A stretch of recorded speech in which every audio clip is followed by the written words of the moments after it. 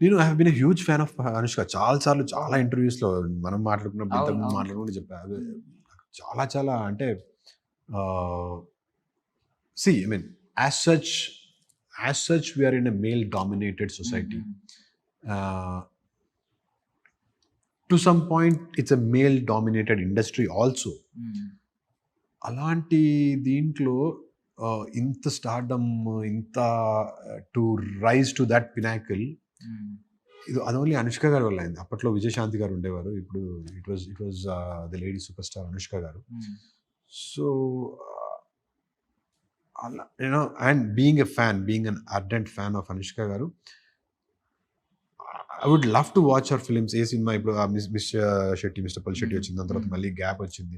Next ఏ cinema వస్తది అని ఆ ఈగర్‌నెస్ ఉంటది. ఆ సినిమాలో నేను పార్ట్ అవ్వడం అనేది it's like nothing like it. Correct.